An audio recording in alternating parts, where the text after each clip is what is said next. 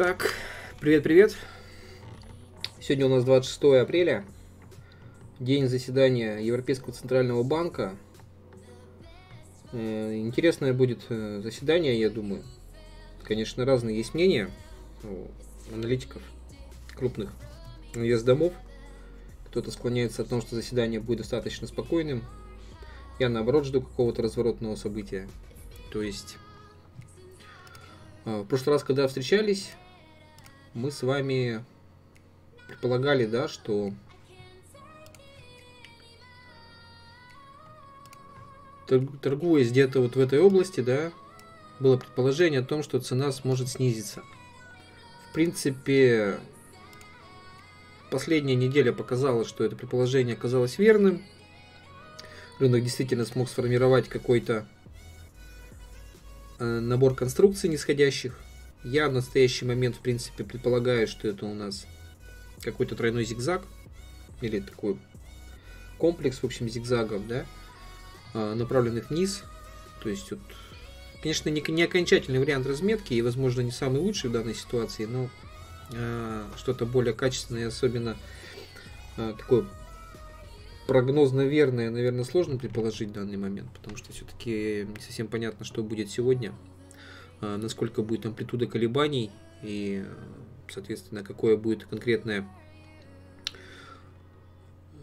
завершение этого нисходящего движения. Возможно, будет попытка немножко укрепления с целью сформировать ложный набор покупателей, да, потом нисходящее движение, обеспечивающее новый минимум, ну и потенциально срабатывание стоп-лоссов, да, и в последующий уже уход по восходящему тренду. Это мой основной сценарий, который я сейчас ожидаю.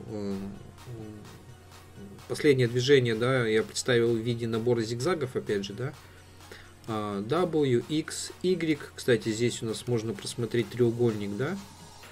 Соответственно, коррекционный паттерн, очень похожий на какую-то двойную тройку. И последующий, соответственно, уход вот здесь вот на новый минимум. То есть в моменте выхода объявления именно самой новости, вероятно, ставка повышена не будет. Вот, что обеспечит нам краткосрочный такой негатив в район 1.2150. Ну и, соответственно, после этого на комментариях уже после начала пресс-конференции, возможно, вербально удастся убедить участников в том, что монетарная политика все-таки будет ужесточаться. Ну, какие-то такие сценарии, соответственно. Наверное, что-то более конкретное слово нет смысла предполагать, ведь сами понимаем, что главный результат. Итог. Есть две разворотные зоны, вот у них общая область, да, вот такая вот, соответственно. Рынок сейчас торгуется в ней. Я рассчитываю на то, что мы из этой разворотной области все-таки сможем уйти вверх по тренду. Вот, сильно не пробивая вот эти вот, да, различные уровни 1.2750. То есть краткосрочный заход шпилькой возможен, но проторговка вот глубокая и уход по тренду вниз будет, конечно, совсем неприятным сценарием. И потому что не совсем это укладывается в общую картинку у меня на данном этапе. И может, соответственно, привести к затруднительным каким-то действиям. Ну, более того, да, есть позиция открыта на покупку, поэтому, наверное, совершенно глупо, да, ждать снижения, при этом покупать. Ну, по евро, в принципе, на текущий момент такие расклады. Объявление, соответственно, у нас ставки произойдет буквально через 5 минут. То есть, что будет объявлено? Будет объявлена, соответственно, ставка по депозитным средствам, которая, мы помним, да, находится в отрицательной зоне на 0,4%. То есть, это размер начислений денежных средств на депозиты в Центральном банке крупными держателями. То есть, он отрицательный. Сохранение денег у регуляторов.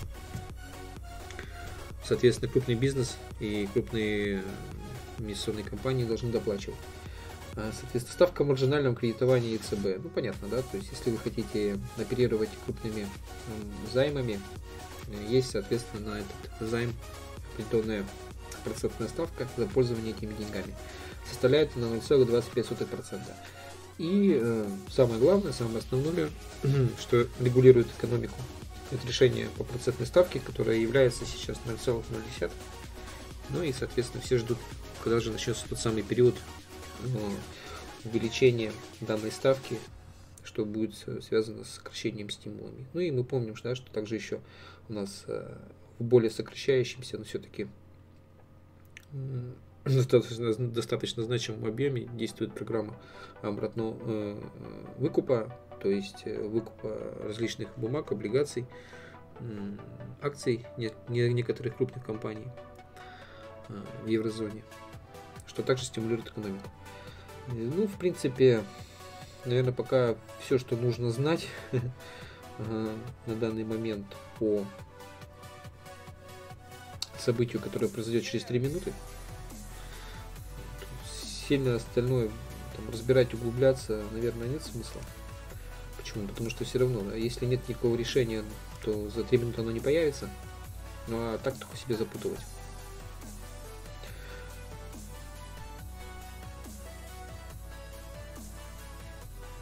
Сложная ситуация на самом деле в еврозоне, потому что ухудшилось состояние экономики перед этим заседанием. То есть, если, допустим, месяц назад еще было все более немножко позитивно, и можно было ожидать, что все-таки будет более активная риторика, более уверенная риторика на то, чтобы необходимо перейти к периодам повышения ставок, то сейчас, соответственно, совсем все непонятно, туманно. Крупнейшие показатели экономики снижались. Сегодня мы видели, как у нас вышел очередной негатив по еврозоне в виде индексов потребительского климата Германии.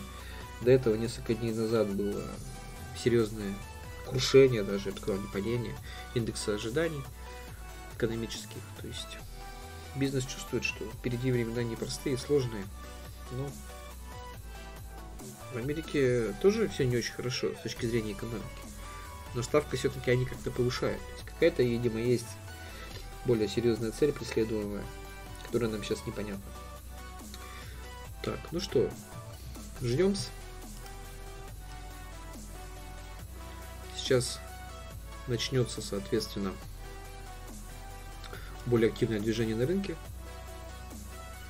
Ну и посмотрим, что нам принесет текущее событие.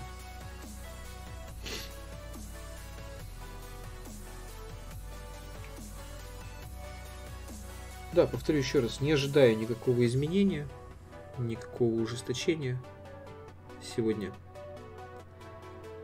Но мне интересна будет риторика главы Европейского Центробанка. Пресс-конференцию послушаем, посмотрим в прямом эфире. Пытаемся как-то отметить для себя какие-то реперные точки в его высказываниях. Ну и также будет интересно взглянуть на реакцию. Какая на рынке будет реакция на его комментарии.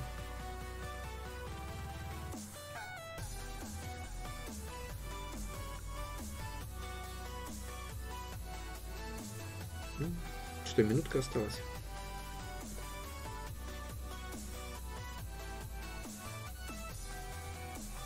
Да, в идеале хотелось бы вообще увидеть вот какой-то небольшой заброс. Ну, только не очень, да, такой вот, не пробивая вот этот уровень, наверное, да, чтобы сохранить пропорцию все-таки для длинного зигзага. И уход. Либо мы можем поставить здесь уже окончание всей модели. То есть вот здесь мог бы, в принципе, оказаться у нас XX, но тут уже Z. Да, прямо с текущих мы можем потихоньку, ну, как бы, начать укрепляться. Нет смысла гадать вообще никак. Абсолютно какой-то будет такой прогноз на, не знаю, просто пальцем в небо попадать здесь бесполезно. Ну, и все замерло. Так, ну понятно, ставку не изменили.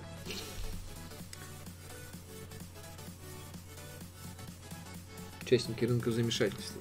Что же им делать? Продавать или покупать? Ну,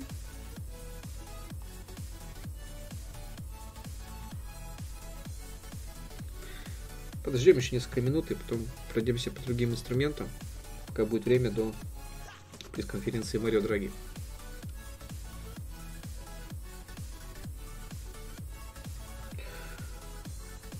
Да, абсолютно без сюрпризов. Поэтому реакции никакой. Ну, что-то должно произойти в небольшом диапазоне хотя бы.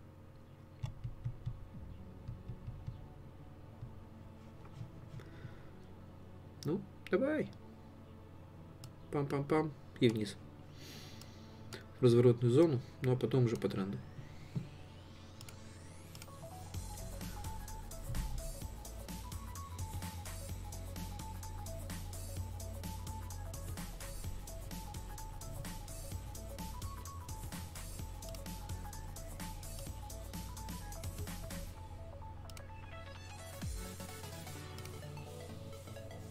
Так, ну ладно, да.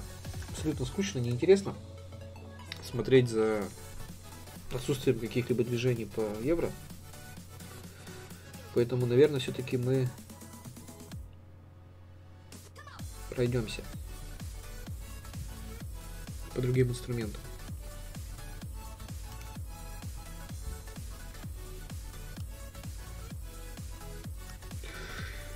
Итак, ну, в долгосрочном понимании, да, фунт. Тут, в принципе, ничего нового. То есть, продолжается вот эта вот восходящая коррекция. Я, конечно, тут имел несколько видов разметки. Но все они сводились к тому, что это лишь коррекционный какой-то набор движений. То есть, вот в восходящем канале, да, возможно, вот здесь вот A, B, C, то есть какой-то первый W, потом коррекция, и вот так мы опять A, B, и вот сейчас мы тут разрисовываем C, да, то есть и Y, с возможностью разложить это на зигзаг. Кстати, здесь, конечно, диагонали. После этого мы вышли, ну, мое предположение, что мы по тренду уйдем, и все-таки конечной цели у нас там 1.20. Уж точно, ну а ниже там посмотрим, да, где остановится движение. Таким образом, по фунту я не жду никакого продолжения тренда наверх. Хотя, конечно, это в принципе допускается, потому что вот эту финальную волну, да, можно вот здесь вот продолжить еще. То есть, допустим, там 1.45 еще возможно. В силу этого на фунт не смотрю как на инструмент, по которому можно активно работать, да, потому что мне интересно в данный момент. В целом у меня такие среднесрочные ожидания по нему негативные, краткосрочные ожидания под вопросом, вот, ну а долгосрочно однозначно, да, у нас там перед 20 фигур падения у него впереди. Следовательно, золото. Золото все еще продолжает у нас стоять в какой-то горизонтальной коррекции вот на этом участке. То есть, если мы здесь поставим 1, 2 в нашем диагональнике, да, 3 может быть вот здесь, и вот это 4, она, скорее всего, еще не готова. То есть, где-то здесь мы, в принципе, видно, что рисуем, скорее всего, какую-то протяженную горизонтальную коррекцию, то есть, больше похожую на флэт, да. Вот бам-бам-бам, по границам канала ходим, который, в принципе, возможно, выход состоится чуть раньше, возможно, чуть позже. Это не сильно важно. Почему? Потому что все-таки, наверное, 13.80 мы должны показать. 1380 за унцию. Обновить вот этот уровень. После чего будет сваливание вниз по долгосрочному своему тренду. Что-то более конкретно по золоту сейчас сказать не возьмусь. Вот, такие предположения. По нефти. Нефть, скорее всего, завершила наш вот этот диагональник. Конечно, диагонали треугольника. Ну и формирует там первые какие-то свои маленькие заходные волны вниз, которые, в принципе, имеют своей целью уйти, развить нисходящий тренд, ну и со временем набрать, соответственно, да, силу. Цели у нее глубоко. Посмотрим, как это все будет происходить. Вот. Но восходящего тренда там на 80, на 90 я совершенно не вижу продолжения. То есть, в моем понимании, необходимо сейчас убедиться в начале нисходящего тренда, то есть посмотреть какие-то подтверждающие уровни здесь на мелких таймфреймах и начинать работать только от шорта. Хотя обращаю внимание, да, что здесь у нас дивергенция есть, это один вопрос. Это для тех, кто торгует технический анализ. Для тех, кто смотрит на позиции крупных игроков, у нас серьезная позиция у хедж-фондов на покупку. То есть, ну, они такие у нас, да, эффективные все управляющие, что их позиции на низах самые максимальные на продажу, а на хаях самые, соответственно, максимальные на покупку. И так это все переворачивается. То есть, ну, какое-то крупное снижение все равно произойдет. Даже если это не будет ни началом нового нисходящего тренда, то я думаю, что где-то в район 60 то мы точно упадем. А там посмотрим. Я думаю, это будет все-таки только начало, и дальше тренд будет развиваться только по нисходящей. Соответственно, так, биткоин, да. По биткоину последний раз мы рассматривали где-то вот в этой области, да, продолжение восходящего тренда.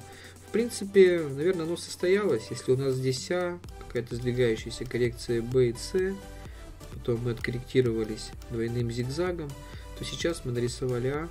Скорее всего, где-то здесь зафлетим какой-то Б. Не обязательно треугольник, но очень вполне вероятно, что здесь коррекция будет горизонтальная, после чего мы выйдем на С. То есть я сохраняю свои ожидания в районе 13 тысяч по биткоину.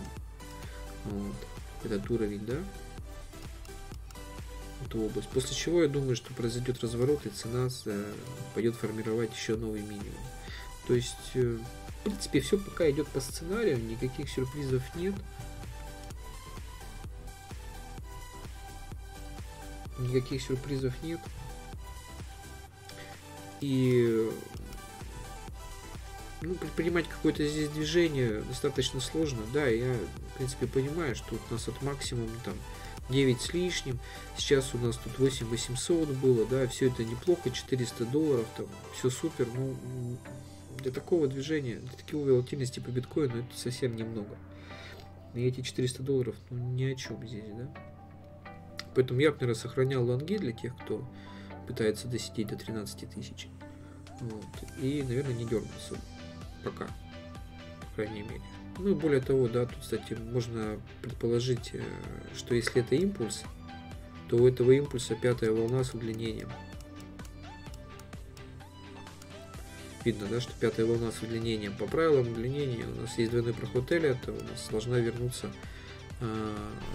цена к началу удлинения. То есть вот у нас диапазон для вот этой вот коррекции, да, вот здесь.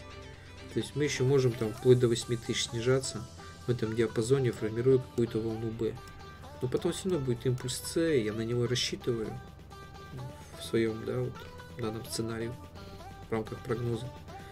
Поэтому, наверное, в принципе, сейчас какие-то активные действия по выходу из позиции предпринимать, ну, наверное, не самое правильное. Потому что потенциал апсайда еще не исчерпан, в моем понимании. Те самые 13 тысяч мы, скорее всего, увидим. Когда это произойдет? Ну, понятно, да, наверное, где-то в течение летнего периода, то есть ближе к осени, мы, наверное, где-то должны здесь оказаться. После чего, да, у нас будет период снижения. Ну, там посмотрим. Так, это что по биткоину, и да, можно высказаться. Ну, с индексом доллара вообще все, да, аналогично с евро. То есть, какие у нас сегодня перспективы? Вот мы, по большому счету, наверное, закончили наш треугольник в коррекции и вышли, да, импульсом С вот сюда. Вероятнее всего, движение закончено на этот паттерн, и теперь у нас впереди вот эта вот волна пятая нисходящего импульса. То есть где-то здесь какие-то сейчас мы найдем разворотные формации и уйдем, соответственно, вниз на ослабление. Ну а наш евро-доллар должен там к 27-й фигуре пойти. Вот, так что тоже все пока в рамках сценария. Вполне правильно было все это определено в прошлый раз. И сюрпризов тоже никаких. То есть что-то менять здесь никакой необходимости нету. Все идет как предполагалось. По рублю, ну, крупный это инфрейм, да. Понятно, что вот здесь мы стоим в какой-то горизонтальной коррекции с выходом наверх. Немного что успело измениться за прошлую встречу. Поэтому каких-то конкретных телодвижений предпринимать тоже нет. Долгосрочный такой очень анализ на недельках. Ну, а на меньшем таймфрейме ковыряться смысла не вижу. Вот, пока все сохраняется в рамках ожиданий.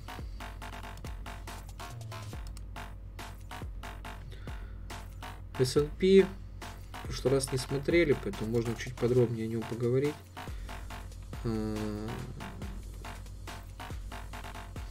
Опять же, да, 4-я волна была, 5-я.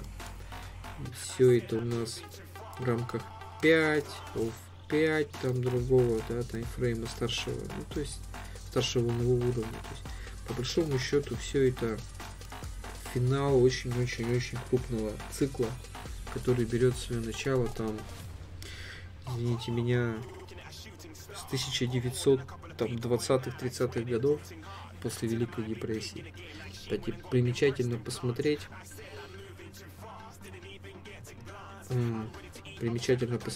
что крупные кризисы 2000-2007 годов это были лишь только волны A и C серьезной коррекции.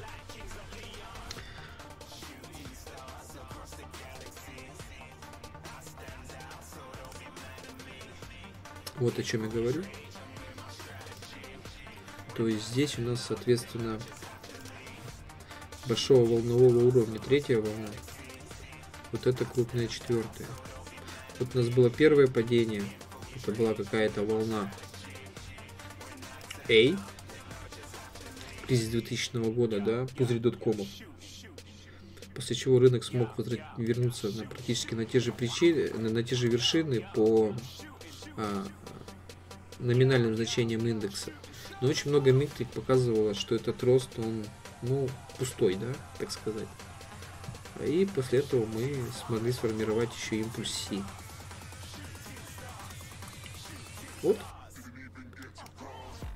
То есть, как говорят, да, первая волна кризиса, потом ждали вторую волну кризиса. О нет! Кризис 2007 года, это и была вторая волна кризиса, так сказать. Потому что первое действующее было в 2000 году, потом восстановление экономики и рынков, да, ну, наверное, все-таки рынков, вряд ли экономики. И вот этот вот импульс, который мы в 2007 году нарисовали, падение, цена здесь была, по-моему, 666, да, так очень тоже, да, примечательно по S&P. Это вот как раз и была вторая фаза кризиса, который, в принципе, завершил коррекционное крупное движение по фондовому рынку. После чего началось восходящее движение в финальной 5-й волне очень крупного цикла.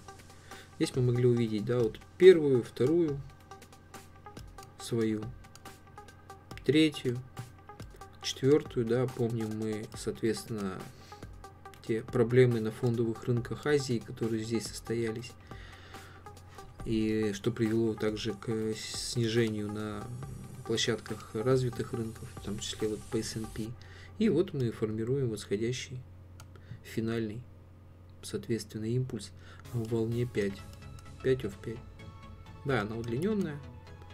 Это о чем говорит? О том, что после нее, даже если мы еще каким-то образом будем продолжать удлинять этот импульс, достраивая какие-то свои формации, допустим, это не 1, 2, 3, а 1, 2, 1, 2, 3, 4, 5, 4, 5. Ну, то есть можно всякие фантазии здесь разгонять, да? Но я думаю, что в принципе не это главное. Главное в том, что все равно снижение в район 200 произойдет. Как вы думаете, что при этом скажут, да? Все участники рынка, которые с 2800, даже не с 2800, а, наверное, с 2900, увидят снижение до 200. Я думаю, они будут не очень рады этому событию. Более того, скорее всего, это окажется только волна 1 какого-то нового коррекционного движения, потом волна 2, и дальше мы вниз уйдем на 3. 4, 5, и все это будет только какого-то крупного паттерна на коррекцию, потому что весь смысл этого коррекционного движения, нам нужно вернуться на 666 заново, то есть в район 4-й волны вот этой вот формации. То есть мы должны увидеть новые обновления приблизительно этой области цен, которые нам показывали в 2000 и 2007 годах. Вот, в принципе, очень все просто, и, к сожалению, это неотвратимо. можно танцевать с бубном по поводу монетарных политик бесконечно, но, увы, рынок все равно это реализует. В той или иной форме это произойдет. Поэтому по S&P мы сейчас стоим в 4-й волне. Кстати, обращаю внимание, многие высказываются, что и по российскому рынку, да, по рынкам развивающимся должна произойти такая же точно коррекционная фаза, да, что мы сейчас в 4-й волне вот здесь стоим какой-то. Это, кстати, еще не утверждение, это лишь только тезис, это только предположение. И после этого мы должны выйти на 5-ю. Здесь, на S&P, на развитых рынках так и произойдет. Причем это аналогично и Dow Jones, соответственно, да, ну и похожие европейские индексы. Все очень аналогично в формациях стоит. Вот. А по российскому рынку не факт, что этот выход будет, потому что emerging markets, развивающиеся рынки, они падают быстрее.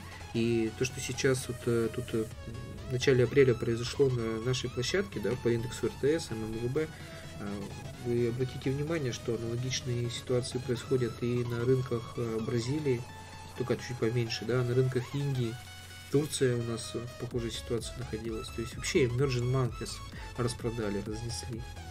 Это говорит о том, что это выход более спекулятивных денег с большим риском, да, с большей премией за риск. Они начинают уходить первыми. Западные площадки могут и сформировать новый максимум в 5-й волне. Совершенно не обязательно, что на наших площадках, на развивающихся рынках произойдет такой же выкуп на новый хаи. О нет, я думаю, там как раз все началось уже. А вот здесь, соответственно, мы сможем на осени показать, ну, то есть у нас 2-3 месяца тут точно будет роста. Мы сможем показать новый хай по S&P в том числе. И, ну что, ну и все, и потом разворот, и ничего. Ни один инвестор не удержится в этих позициях, потому что это будет не откат, это будет нормальный, сильный, нисходящий тренд, целью которого обновить 666 заново. То есть вот. Как вы думаете, да, примерно 2900? Ну, давайте посчитаем номинальное выражение. В 5 раз, плюс-минус. 20-25% останется. Ну, не знаю. По-моему, любое плечо просто-напросто свернет капитал и вынесет с рынка с нулями на балансах. Так что вот такой вью на S&P. Осень будет веселая. Так, ну и давайте вернемся к евро. Рисовали мы новый минимум, да, как замечательно. Пока болтали, все произошло, что хотелось. Ура! Можно сказать, что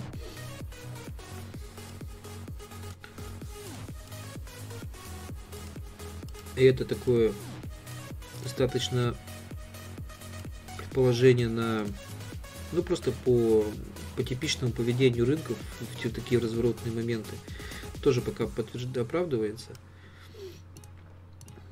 Теперь мы должны двигаться наверх.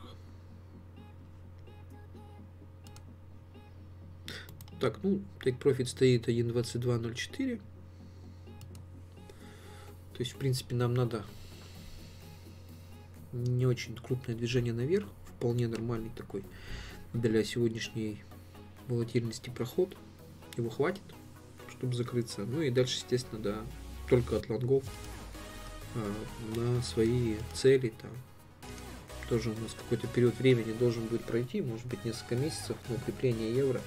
Ну и тоже, да, это такой, как говорится, поход мертвеца, то есть финальный хай, с которым ничего больше не будет.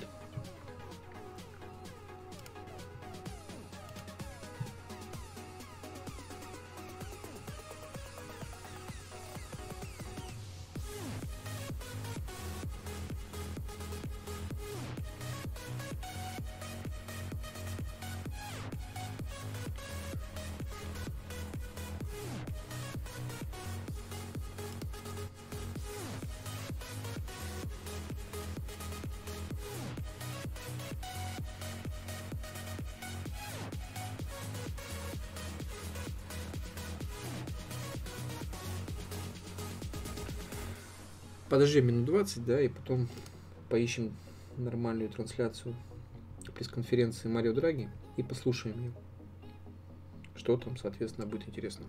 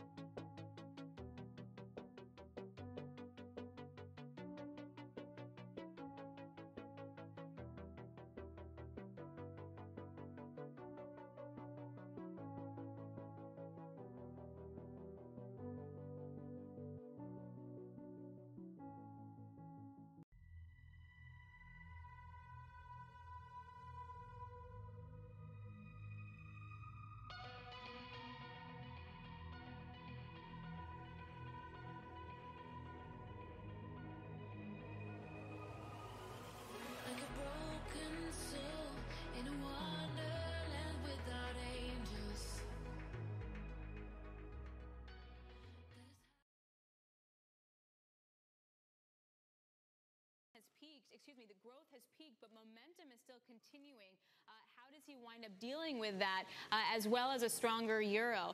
That question, no doubt, front and center. But as of now, that statement completely unchanged, no movement. When will they pare back their bond buying program? They're buying until September or beyond if needed. It was expected that potentially June that announcement would come. Now it looks to be pushed back to July. As Mario Draghi gets ready to take the podium and take a look at his economic growth forecast as well as inflation. The Vice President and I are very pleased to welcome you to our press conference. We will now report on the outcome of today's meeting of the Governing Council. Based on our regular economic and monetary analysis, we decided to keep the key ECB interest rates unchanged. We continue to expect them to remain at their present levels for an extended period of time and well past the horizon of our net asset purchases.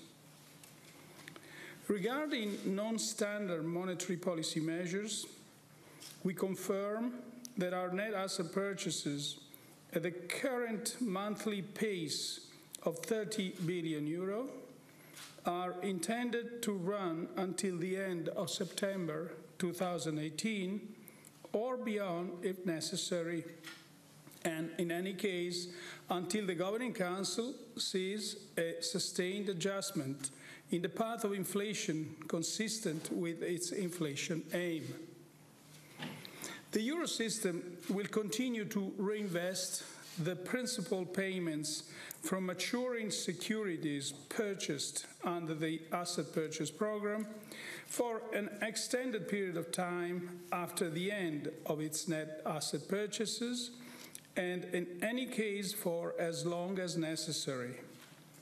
This will contribute both to favorable liquidity conditions and to an appropriate monetary policy stance.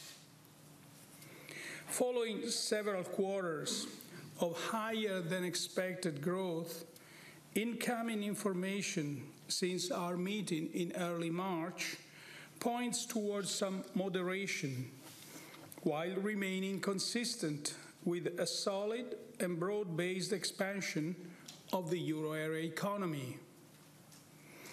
The underlying strength of the euro area economy continues to support our confidence that inflation will converge towards our inflation aim of below but close to 2% over the medium term. At the same time, measures of underlying inflation remain subdued and have yet to show convincing signs of a sustained upward trend. In this context, the Governing Council will continue to monitor developments in the exchange rate and other financial conditions with regard to their possible implications for the inflation outlook.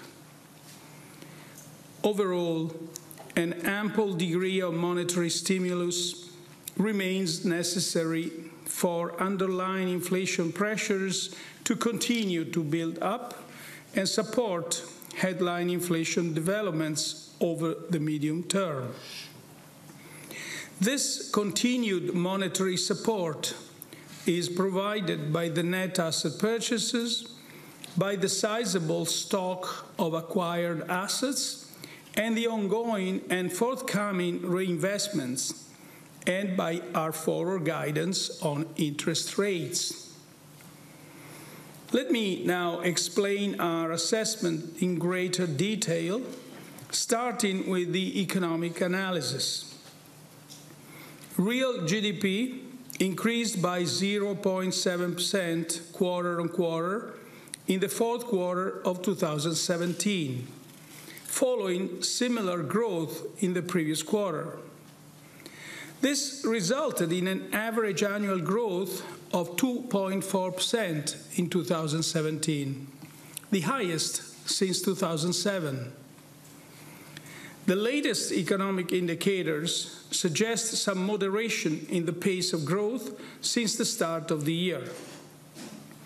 This moderation may in part reflect a pullback from the high pace of growth observed at the end of last year, while temporary factors may also be at work.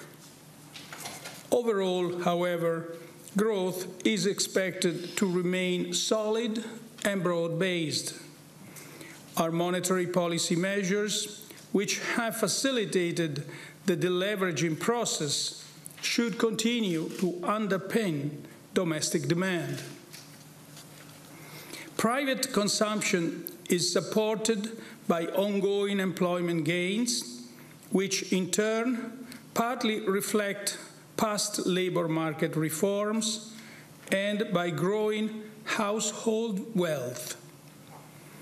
Business investment continues to strengthen on the back of very favorable financing conditions, rising corporate profitability, and solid demand. Housing investment continues to improve. In addition, the broad-based global expansion is providing impetus to euro area exports. The risks surrounding the euro area growth outlook remain broadly balanced. However, risks related to global factors, including the threat of increased protectionism, have become more prominent. Euro area annual HICP inflation increased to 1.3% in March 2018, from 1.1% in February. This reflected mainly higher food price inflation. On the basis of current futures prices for oil, annual rates of headline inflation are likely to hover around 1.5% for the remainder of the year. Measures of underlying inflation remain subdued overall. Looking ahead, they are expected to rise gradually over the medium term, supported by our monetary policy measures, the continuing economic expansion, the corresponding absorption of economic slack, and rising wage growth.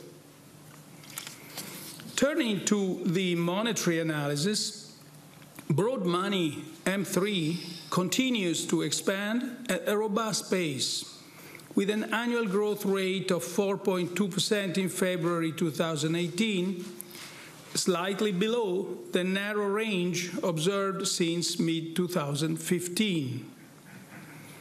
M3 growth continues to reflect the impact of the ECB's monetary policy measures and the low opportunity cost of holding the most liquid deposits.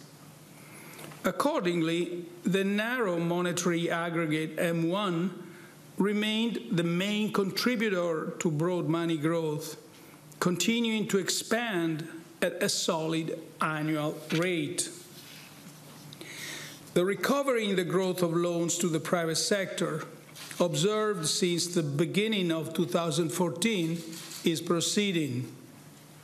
The annual growth rate of loans to non-financial corporations stood at 3.1% in February 2018, after 3.4% in January and 3.1% in December 2017.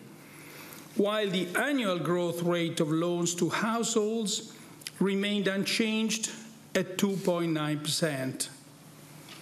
The Euro Area Bank Lending Survey for the first quarter of 2018 indicates that loan growth continues to be supported by increasing demand across all loan categories and a further easing in overall bank lending conditions for loans to enterprises and loans for house purchase.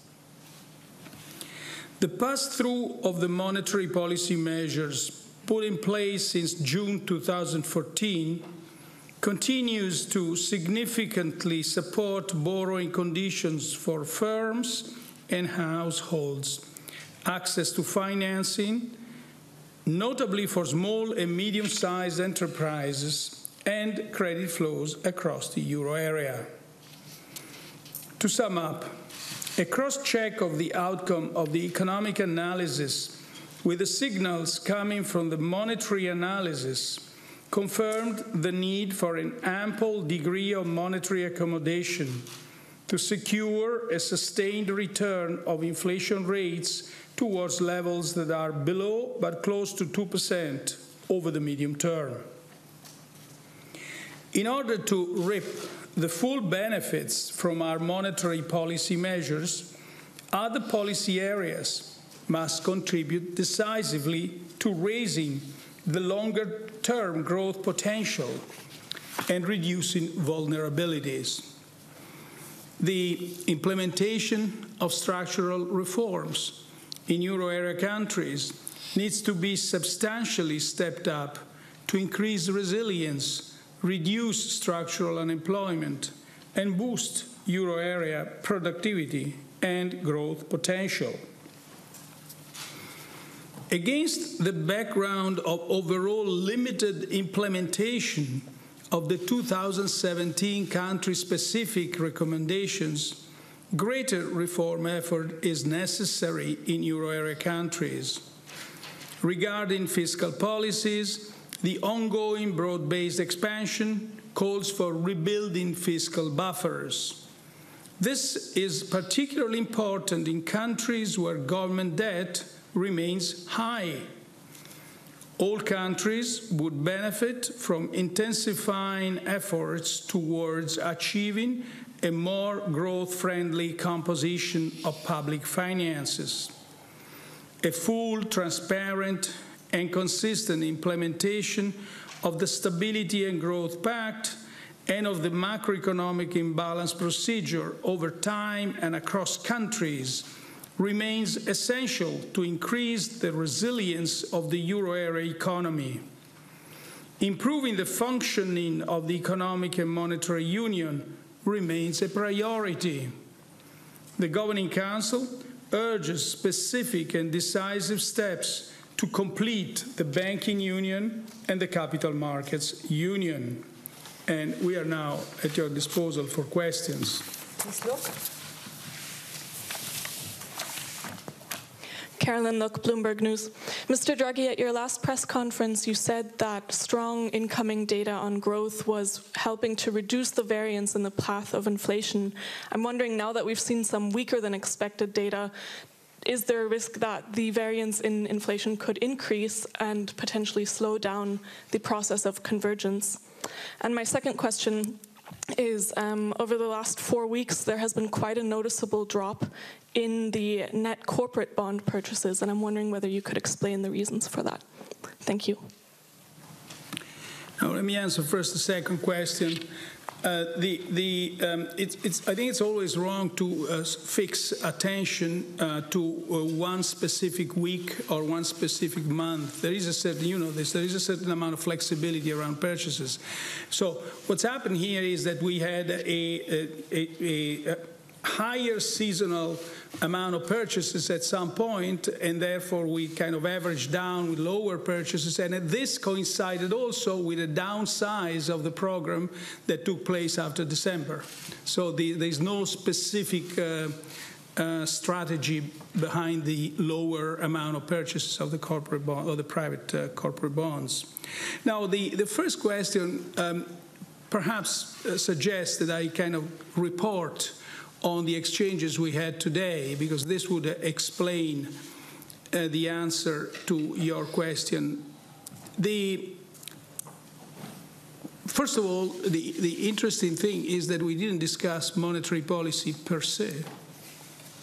So all Governing Council members reported on the situation of their own countries. It's quite clear that since our last meeting, broadly, all countries experienced, in different extent, of course, some moderation in growth or some loss of momentum. When we look at the indicators that showed significant sharp declines, we see that, first of all, the fact that all countries reported means that this loss of momentum is pretty broad across countries. It's also broad across sectors because when we look at the indicators, it's both hard and soft survey-based indicators.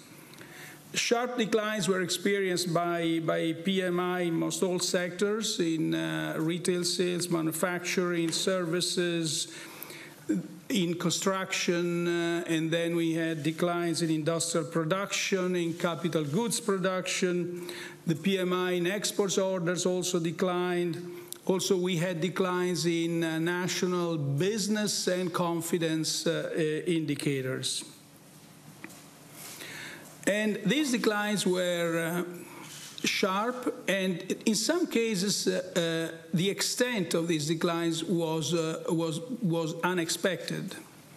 So the issue is how the Governing Council has read these new developments, and I think this was your question, really. First of all, we have to look at the present figures now are still. First of all, the decline stabilized, and the levels at which they are today are still above historical averages. Second, these declines happened, as I just said in the introductory statement, after a period of very strong growth for the euro area. We had 4 quarters, if I'm not mistaken, at 0.7%. So some sort of normalization was expected. And then we discussed what the possible causes of this, or how to read this normalization. And clearly there is some unexpected component, as I was saying, which is mostly due to temporary factors.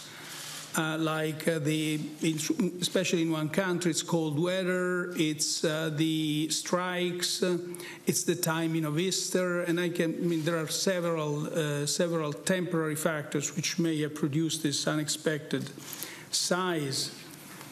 Then the discussion said, how much is this supply? Is the effect of supply constraints that are limited the labor shortages in some sectors like construction?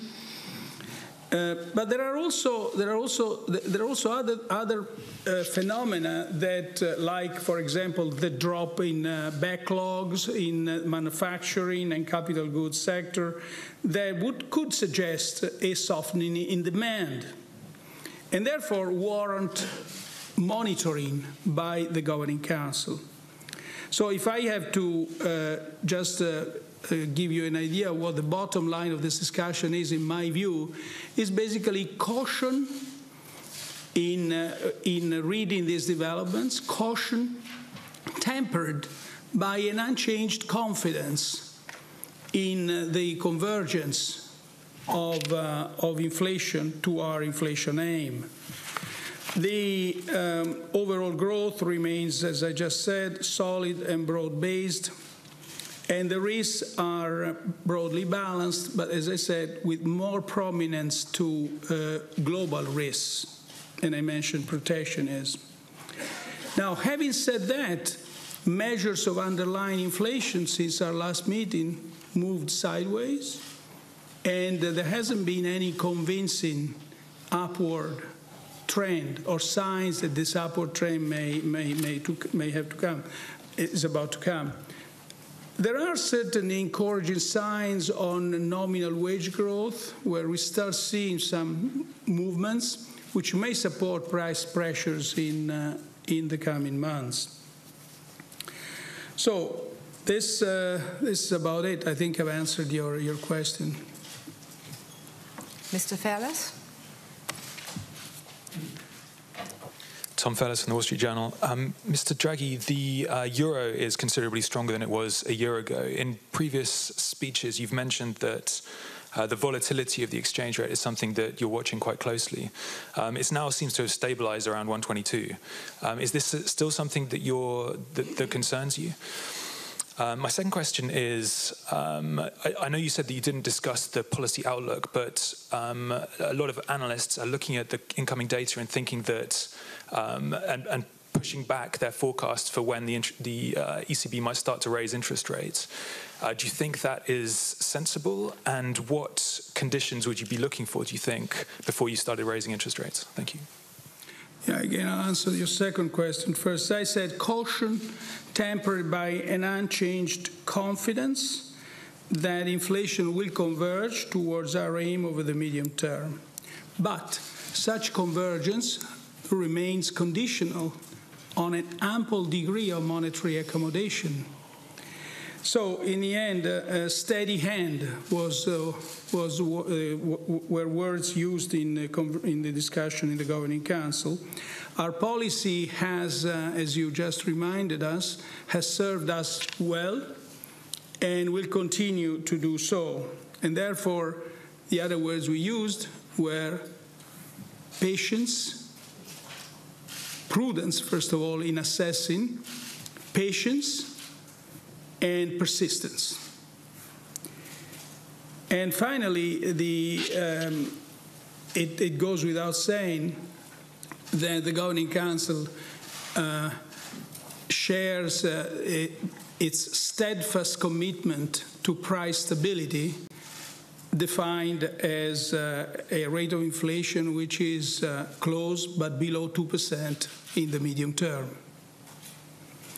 Now, on your first question, you're right, the exchange rate stabilized, and recent volatility is less, so it was not discussed. Mr. Malin?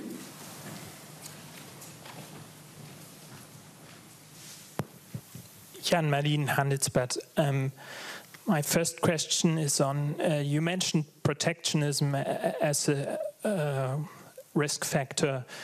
It seems quite possible that the US extends its tariffs on aluminium and so on, also on the EU.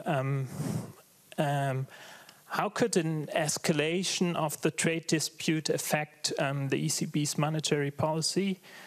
And my second question is on the G30. The ECB has recently decided that you, as the ECB president, can remain a member of the G30 group. One question behind that is not only if this membership poses an actual conflict of interest, but also a perceived conflict of interest. Why do you think the ECB itself is better suited to assess if there is a perceived conflict of interest than an independent watchdog like the Ombudsman? Thank you. Thank you. The answer to your second question is in the very carefully prepared opinion of the ECB that was submitted about 2 weeks ago. The answer to the first question, we have to see what the exchange of so far rhetoric, almost rhetoric, about protectionism will produce. It does have, if we have an increase in tariffs, an increase in protectionism, there may be direct effects, trade-related effects, and they don't seem to be so far from what we can appreciate now. They don't seem to be substantial. However, we don't know the extent of the retaliation yet, and the extent. Obviously, we can't know now what are going to be the direct effects of potential retaliation.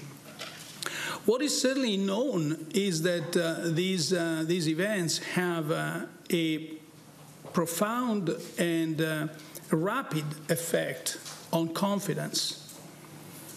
On business confidence, on exporters' confidence, generally speaking. And confidence can in turn affect the growth outlook. This is why we say there are risks.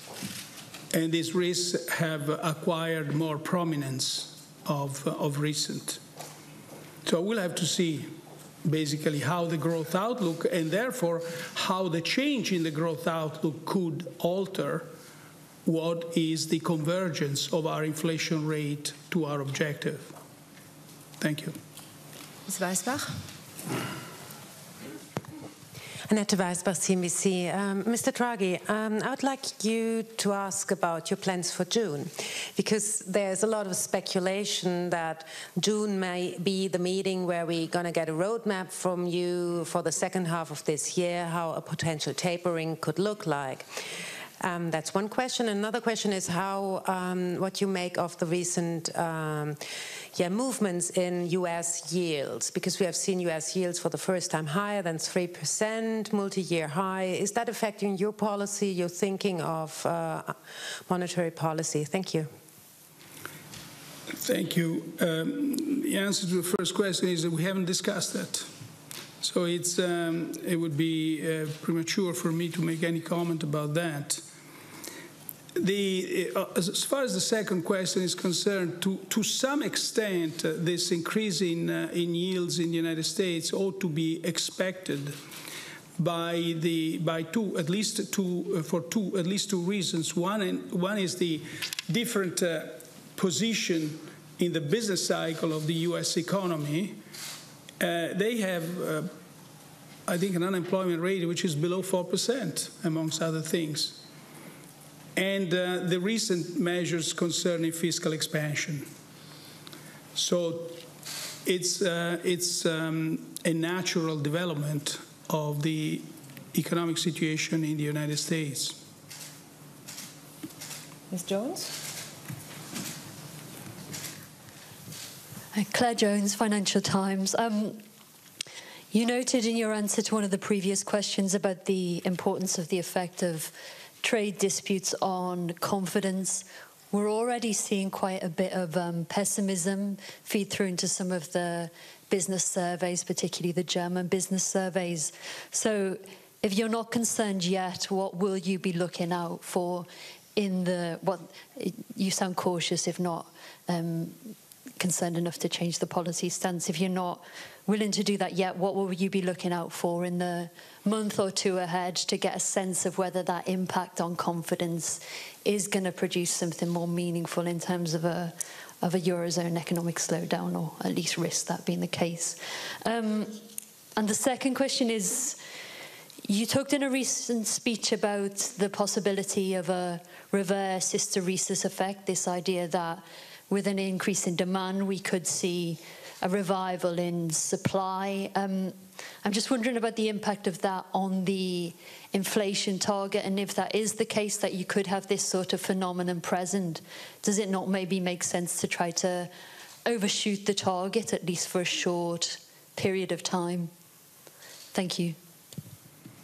Thank you. No, don't get me wrong. We are concerned about these developments, and we have to assess their impact on the medium-term outlook for growth and prices. So it's not that we take all this with indifference. I mentioned before caution, and I mentioned some developments that in the changes in these indicators that may suggest a more durable softening in demand, and therefore they warrant monitoring. So we will have to assess this. I described, however, how all this is happening in a context of an economy which still grows strongly, which is just past the period, a year or even more than a year, with very strong growth, given the history of the Eurozone and more generally of Europe. The second question is about whether the increased demand has actually caused an increase in potential output growth.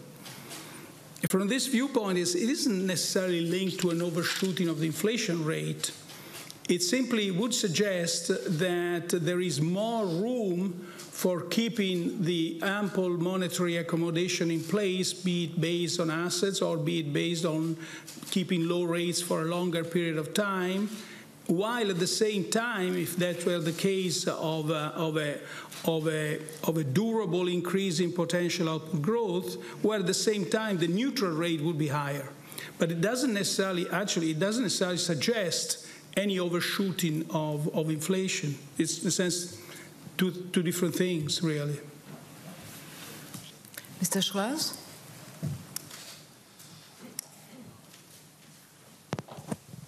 Thank you, Mark Schröers, Börsenzeitung.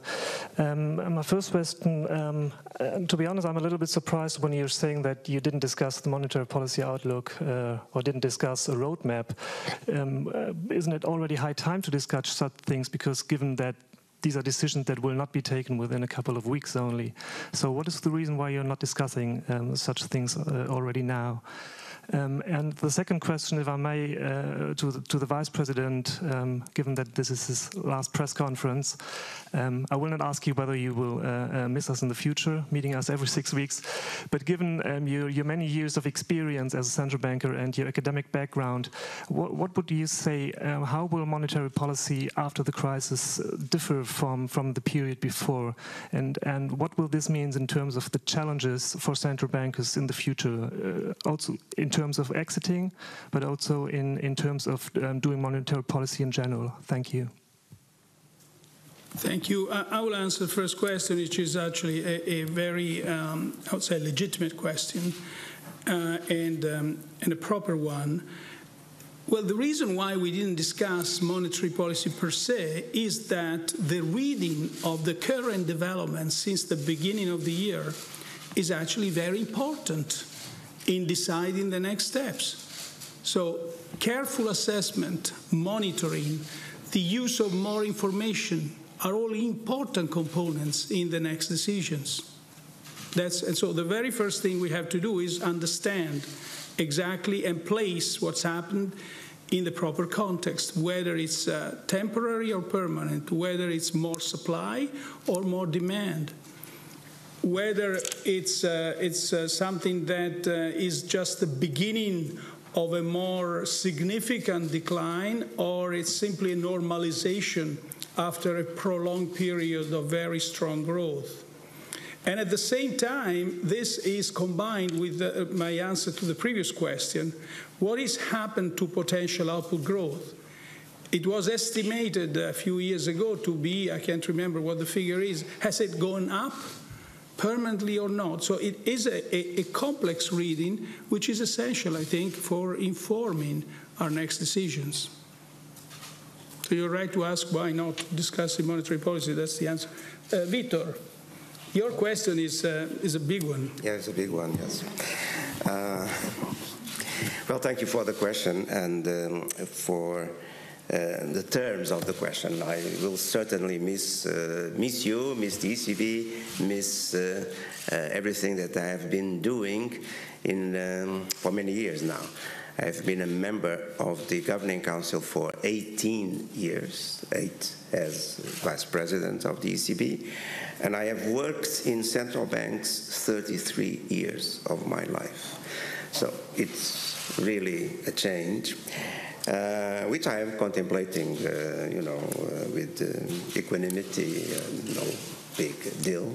I will do other things, but regarding to your question, which is an important one, of course, as other central banks, after the big crisis and all the unconventional measures that we had to take, have started to normalize and thinking about the future, future monetary policy.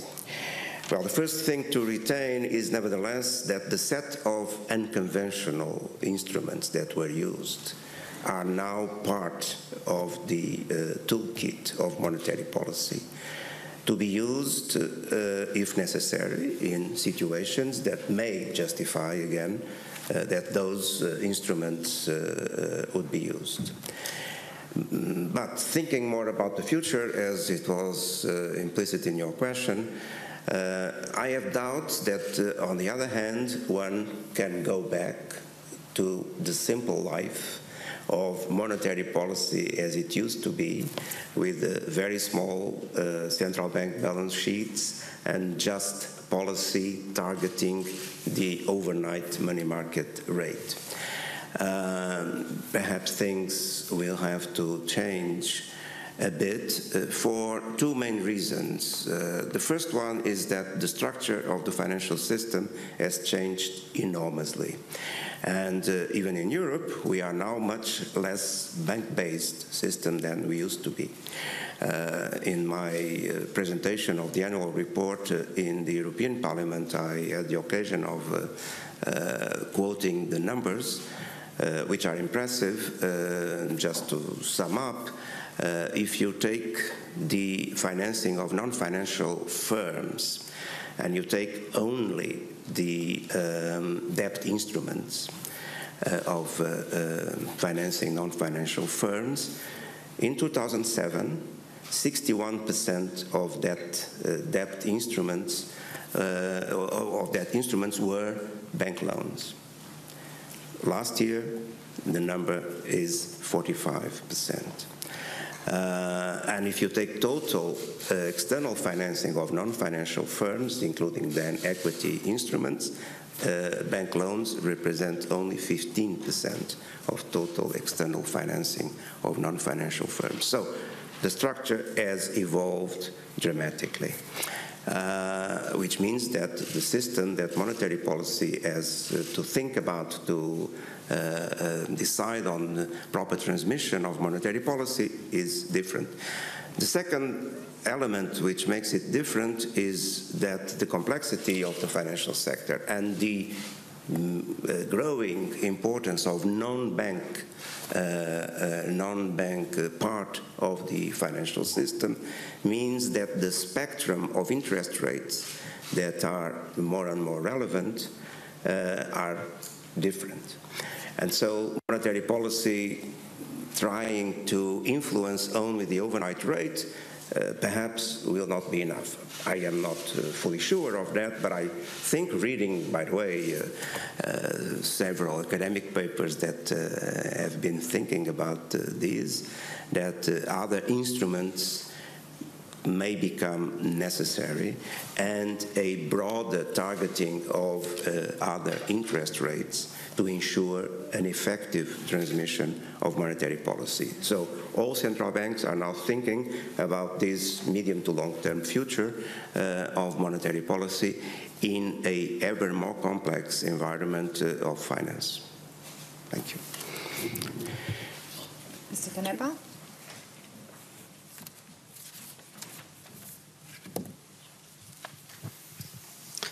The first question is about Latvia, given that the next meeting will take place there. So I understand that Latvia didn't get to vote at the last couple of meetings. When will that change? And have you considered even skipping change? And have you considered even skipping the Latvia meeting, given the embarrassing situation that it could put the ECB in a way? And more broadly, at the latest count, there are 3 governing council members under investigation. How does that affect the reputation of the ECB and perhaps also the idea of central bank independence? The second question is perhaps for the Vice President, because it's about financial...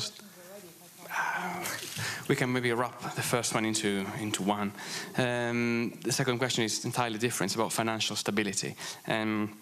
So should consideration about financial stability be part of the ECB's thinking when deciding on whether to take further policy measures on the stock of legacy NPLs, given that, as we know, they could have an impact on banks' need for capital and so on? Thank you.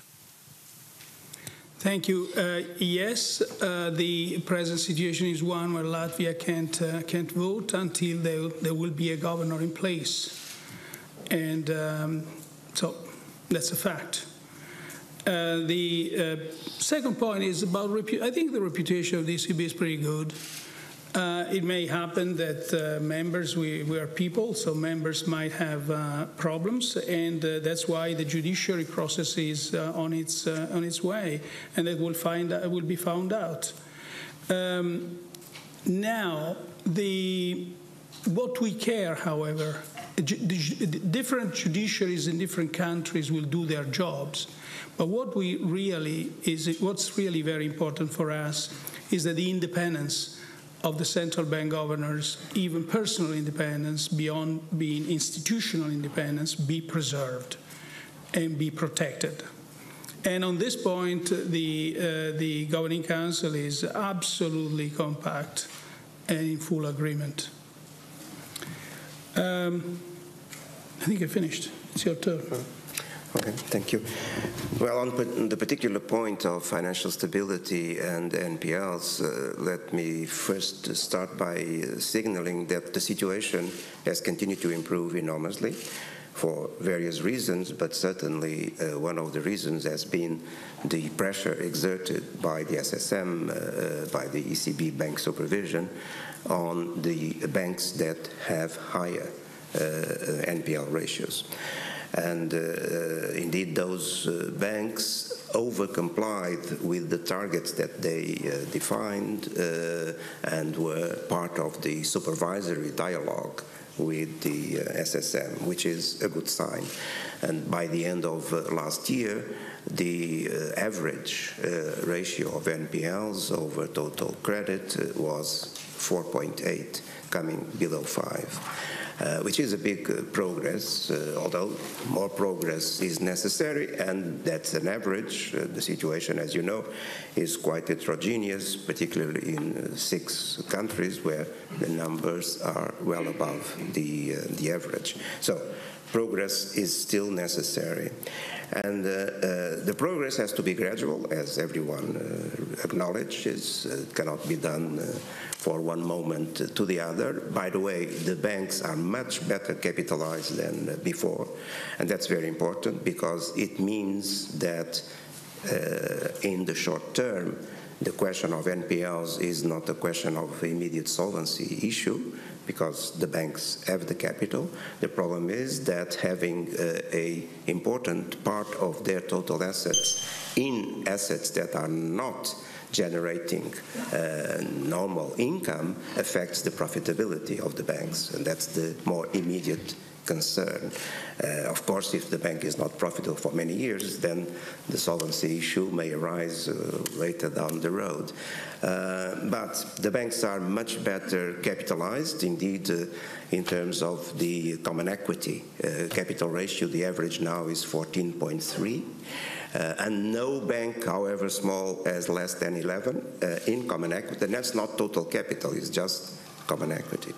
So all these considerations are important, as it is also important to look to the SSM regulation that brought supervision to the ECB, and there you see that there are micro supervision competences and macro supervision competences.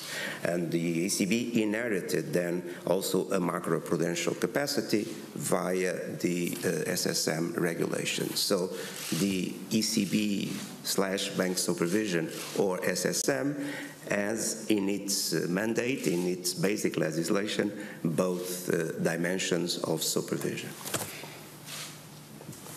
Ms. Bufacchi?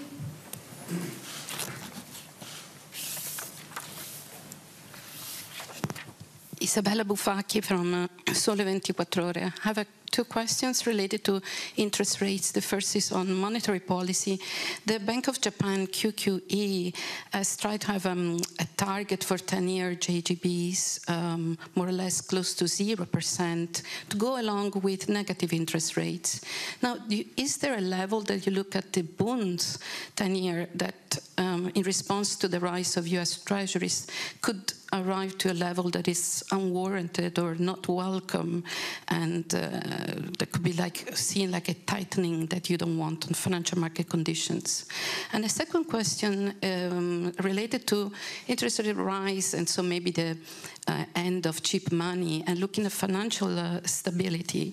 The Governing Council continues to urge specific and decisive steps to complete the banking union and the capital market union. Now, there haven't been incredible decisive steps lately, and I'd like to ask whether you think that no progress on ADs and no progress on the backstop of the single resolution fund could actually undermine the confidence and resilience of the European banking system. Thank you.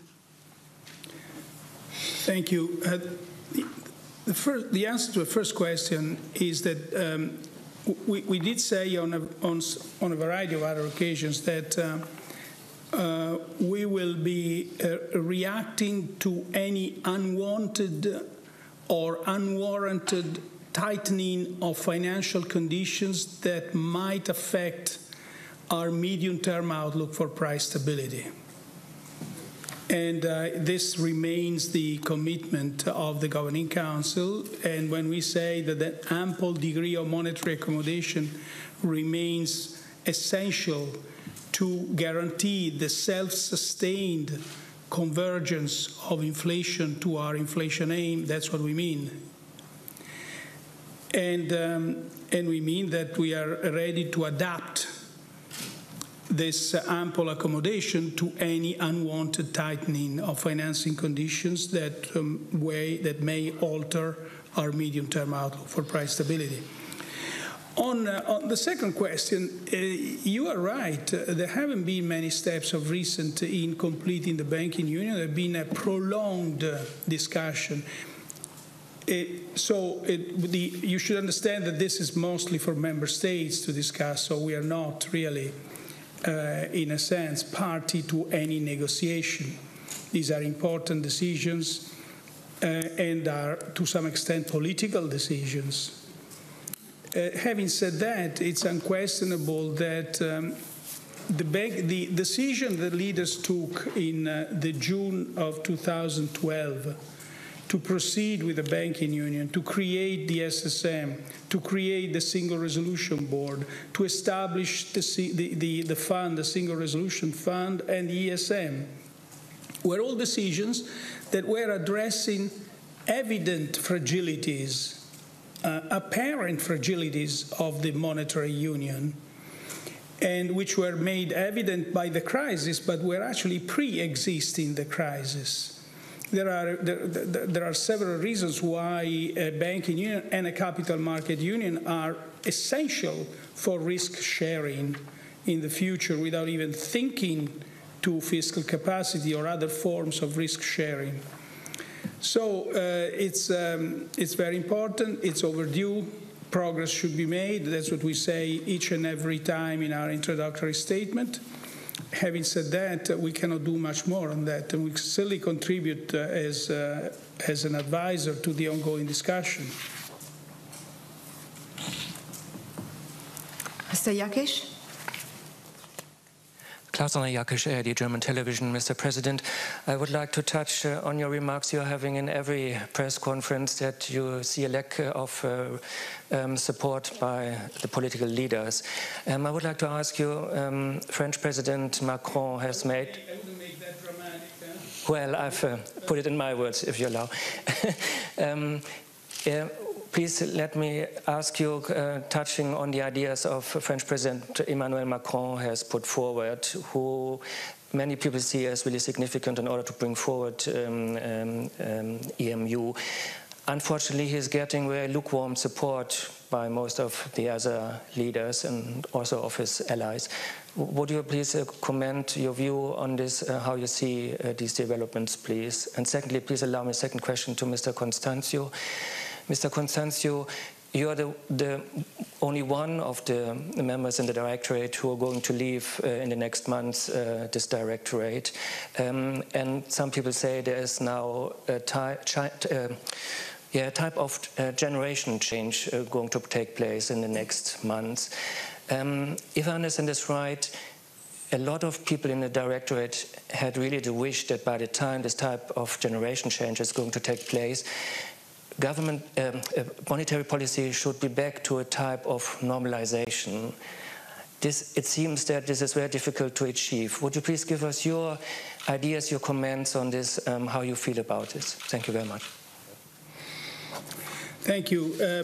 Now, the first question, clearly the ECB welcome any work on deepening the monetary union. It's apparent that the political decisions that underpin such progress are easier in certain countries than others. And we have to be patient. Simply, there is no alternative. We have to be patient. Our leaders have to discuss the pros and the cons, but all of them are aware that the monetary union remains fragile if this progress is not achieved. So that is something we know for sure there, and it's something on which all of us can count, their awareness. Thank you. Vitor, yes. He said you're old. Yes, it's true. It's true. I don't contest that one. Thank you for the question, by the way. Of course, all of us would have liked that the repair after the crisis would have been shorter in time, as it had been the case in previous episodes of recession, but this was very special and much more severe than normal, so affected the financial system and the banking sector in a big way. So we know that this type of crisis take more time.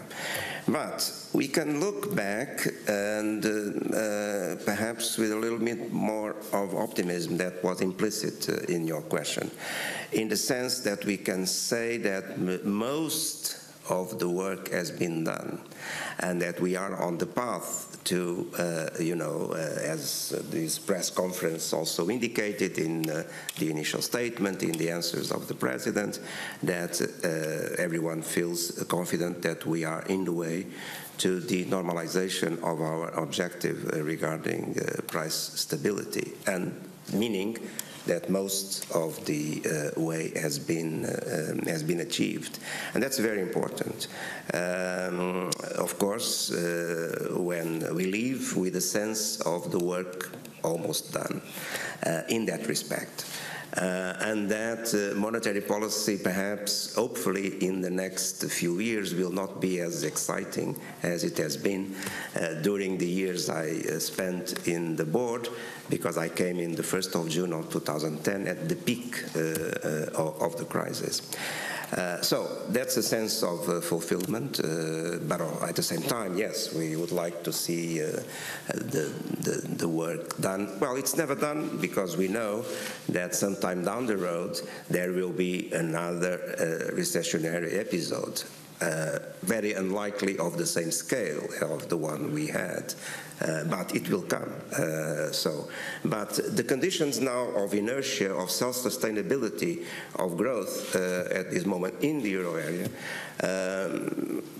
allow us to contemplate a few years of growth if there are no external shocks that can derail this smooth development. And we all know that these external shocks may indeed happen.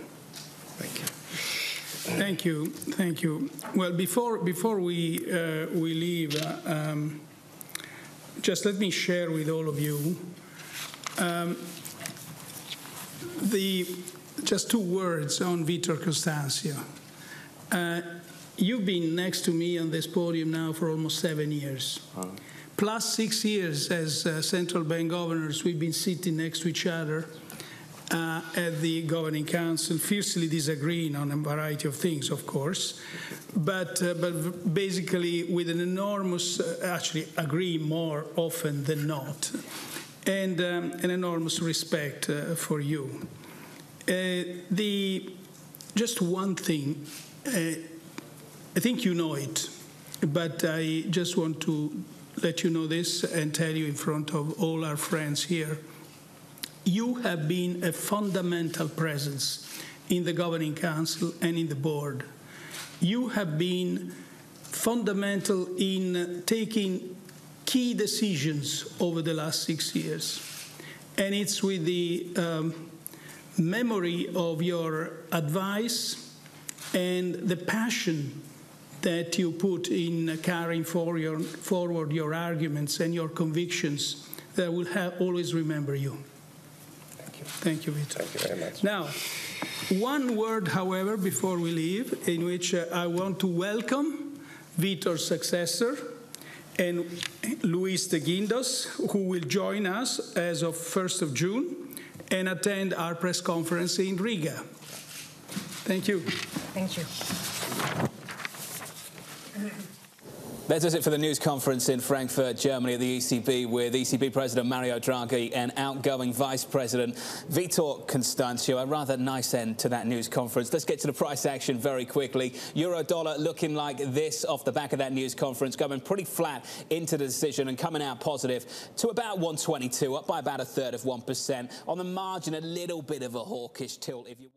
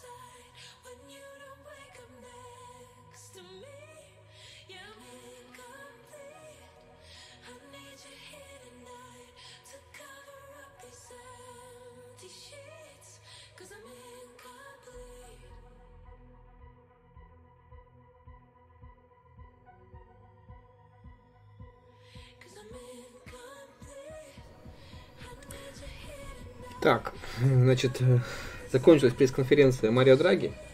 Послушали, посмотрели. В принципе, реакция на рынке была абсолютно предсказана. То есть удалось, грубо говоря, да, увидеть то, что нам хотелось. То есть мы обновили минимум.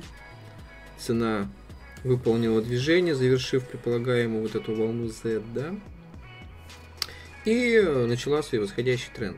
Сейчас она строит какие-то внутренние свои волновые построения, да, сильно предсказывать какое-то движение, наверное, нет смысла. Ну, возможно, это будет вот так вот как-то, да, потом коррекция на вторую волну. И все это, соответственно, по тренду уйдет туда. Общие цели я, в принципе, уже называл. Это где-то 1.2760. То есть Я предполагаю, что мы сегодня могли сделать хороший задел, то есть начать хороший восходящий тренд крупный в финальную пятую волну вот этого волнового уровня, соответственно, которые вот такие цели. Период времени, ну это где-то, наверное, месяц, может быть, два, туда вот пройдет, посмотрим. Ближе к осени, наверное, где-то будет туда, ну, где-то в этот период, наверное, все-таки. Потому что, ну, вряд ли за несколько там каких-то недель сделают такое крупное движение. Вот посмотрим на динамику и потом цели уточним, именно и временные периоды. Вот. Сейчас, наверное, нет смысла здесь гадать. Есть еще, конечно, небольшое опасение о том, что цена может все-таки попытаться вернуться и еще раз обновить этот уровень. Я не думаю, что так оно и произойдет, но все-таки, да, такой вариант отсбрасывать нельзя. Вот поэтому, конечно, стопы, которые стоят сейчас ниже 1.2150, нельзя сказать, чтобы они сильно были защищены каким-то паттерном, вот, не предполагающим посещение ценой этого уровня. Вот.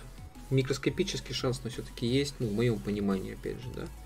Почему? Потому что очевидно, что здесь прошел объем на покупку, и все-таки нередко, да, нередко перед крупными движениями цена посещает критические уровни, пытаясь все-таки разгрузить число участников, которые стоят в сторону крупного тренда.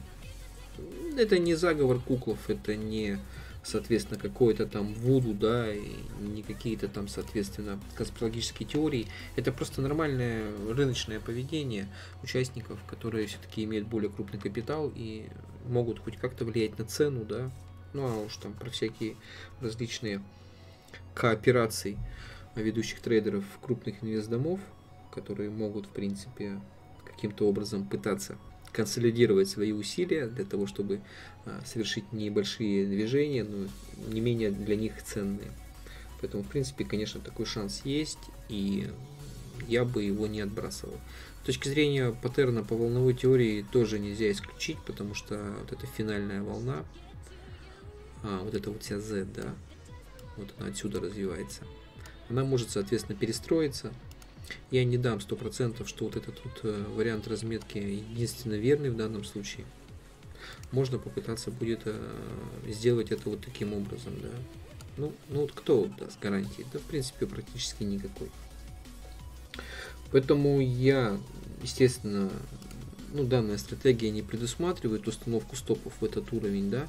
Но если, допустим, торговать еще дополнительно с учетом паттернов волнового анализа, то, конечно, да, после первой волны есть предположение, что если какой-то откат и состоится на волну 2, то он не должен пробить этот критический уровень и дальше, соответственно, по тренду уходить. Так вот, уверенности в том, что здесь импульс, пока нет. Вот. Ну, время еще есть, да, только-только мы тут несколько часов торгуемся после... Какой несколько часов, да? Даже не прошло еще 2 часов, как объявили результаты по ставкам, и после этого пресс-конференция произошла.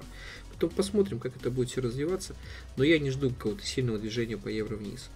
Ну, не фундаментально, не с точки зрения технического анализа и волнового, оно абсолютно не просматривается, да, факторов на снижение евро дальнейшего, в принципе, я абсолютно не вижу. Наоборот, ситуация предполагает начало хорошего укрепления, я в эту сторону, в принципе, тогда и встаю, и веду свой прогноз с точки зрения, как бы, куда мне указывает анализ, туда и пытаюсь по ветру, как говорится, встать. Ну, наверное, все на сегодня, да. Самое интересное прошло, имеется в виду новостное событийное. Дальше, соответственно, будет простой трейдинг, интрадейный. Я думаю, здесь, в принципе, не о чем больше так уж серьезно разговаривать, да, и повторять одно и то же по кругу тоже особого смысла не вижу, поэтому спасибо всем, кто был, спасибо всем, кто посмотрит записи, да, отметит для себя какие-то факторы. Этот прогноз, он будет существовать не день и не два, то есть даже если вы будете смотреть там, через неделю, через 2 потом записи данной, соответственно, данного торгового дня, то я думаю, что вы снова для себя сможете почерпнуть какие-то интересные моменты. Ну а так, всем удачи на рынке. Если что, Понравилось, ставьте лайк, не понравилось, ставьте дизлайк. Я потом, соответственно, проанализирую, разберусь. Вот. Ну а так, спасибо, увидимся, удачи, держите свои депозиты в безопасности, торгуйте по трендам. В общем, будьте начеку, я думаю, что все будет хорошо. До свидания.